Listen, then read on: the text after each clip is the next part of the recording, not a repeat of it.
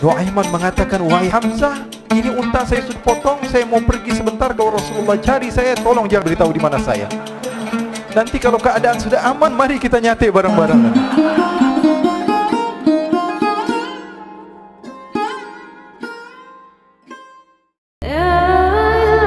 Jadi ada ikhwani, jangan kalian kira Rasulullah SAW itu hidup di satu masa sahabat-sahabatnya itu seperti ustadz-ustadz yang khusyuk, yang kayak Habib bin Ais ini banyak.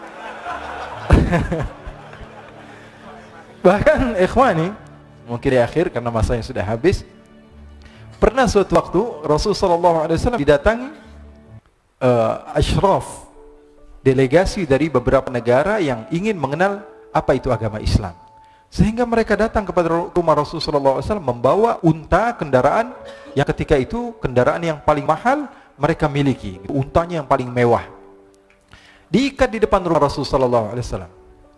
Tamunya pun masuk, duduk bersama Rasulullah SAW. Di depan rumah Rasulullah SAW ada beberapa sahabat. Ada Sayyiduna Hamzah, kalian tahu Sayyidina Hamzah adalah orang yang pemberani. Ada Sayyiduna Umar, kalian tahu Sayyidina Umar adalah orang yang pemberani.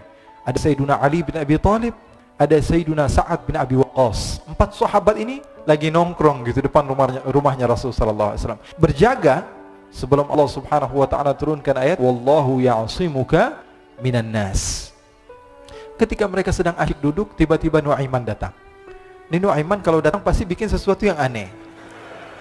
Bahkan dikatakan tidaklah Rasulullah SAW dalam keadaan bersedih, kecuali Nuaiman datang Rasulullah akan tersenyum. Jadi sebagian sahabat itu senang kalau sudah Nuaiman datang, pasti Rasulullah bahagia. Tapi ketika itu Nuaiman datang, ingin duduk bareng Sayyidina Hamzah. Sayyidina Hamzah katakan kepada Nuaiman, bercanda begitu. Nuaiman, kamu lihat unta orang datang dari luar Arab ini.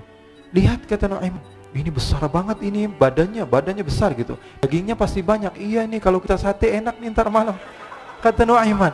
Kata Sayyidina Hamzah, apakah kamu berani? Kata Nuaiman, saya berani aja asal kalian gak bilang sama Rasulullah. Kata Sayyidina Hamzah, benar wahai Nuaiman, benar. Akhirnya Sayyidina Hamzah lupa masalah itu, cuma bercanda saja. Sayyidina Hamzah lagi asik sama Sayyidina Umar, Sayyidina Ali. Tiba-tiba apa? Ternyata ketika dia melihat unta tersebut sudah pisah antara kepala sama badannya. Nuaiman mengatakan, wahai Hamzah, ini unta saya sudah potong, saya mau pergi sebentar. Kalau Rasulullah cari saya, tolong jangan beritahu di mana saya. Nanti kalau keadaan sudah aman, mari kita nyate bareng-bareng. Ini ada yang seperti itu di zaman Rasulullah SAW. Maka dia pun berlari dan berlari mencari satu tempat supaya Rasulullah SAW dia selamat daripada Rasulullah SAW. Sehingga Sayyidina Hamzah bingung, ini kalau Rasulullah keluar gimana? Ada Hamzah Asadullah, ada Ali bin Abi Thalib, ada Umar, tidak bisa jaga kendaraan tamunya Rasulullah sallallahu alaihi wasallam. Akhirnya benar apa yang terjadi, ikhwani. Rasul sallallahu alaihi wasallam tamunya mau pulang. Ketika dia buka pintu tamu melihat apa? Untanya sudah begitu, maka teriak, "Wa naqatah, unta kami wahai Muhammad. Baru mau kenal Islam, unta kami, kendaraan kami sudah dibuang." Rasulullah SAW lihat Sayyidina Hamzah, lihat Sayyidina Ali. Mereka nggak bisa ngomong, mereka hanya bilang apa? Nuaiman ya Rasulullah. Rasulullah perintahkan Sayyidina Umar, wahai Umar, sekarang kamu ambil uang, kemudian kamu gantikan, kemudian kamu berikan 2 kali lipat daripada harta unta ini, sehingga apa?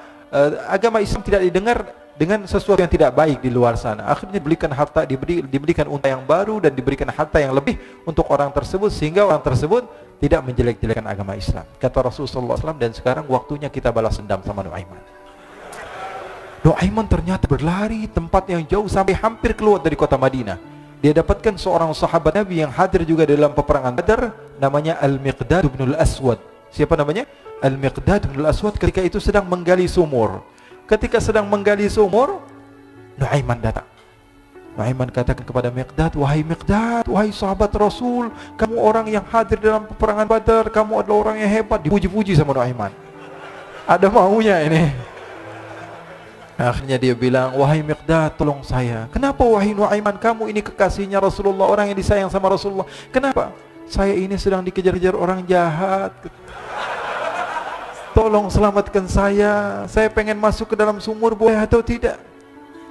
Kata Miqdad, siapa yang mengejar kamu? Pokoknya saya dikejar sama orang-orang. Kamu mau atau tidak selamatkan saya? Kata, sudah, selagi kamu itu adalah sahabat Nabi, silahkan kamu masuk. Masuk akhirnya Nuaiman ke dalam sumur tersebut. Lalu Nuaiman mengatakan, wahai Miqdad, dia keluar lagi. Nanti kalau ada yang cari saya, tolong jangan beritahu saya di dalam sumur ya. Kata Miqdad, baiklah. Kata Nuaiman, siapapun yang bertanya tentang saya, kamu tidak akan kasih tahu. Iya, kata, walaupun Rasulullah yang tanya saya. Katanya, mungkin Rasulullah datang ke tempat sejauh ini. Iya, walaupun Rasulullah. Akhirnya masuk Nuaiman. Setelah beberapa menit, Rasulullah dan rombongan benar datang.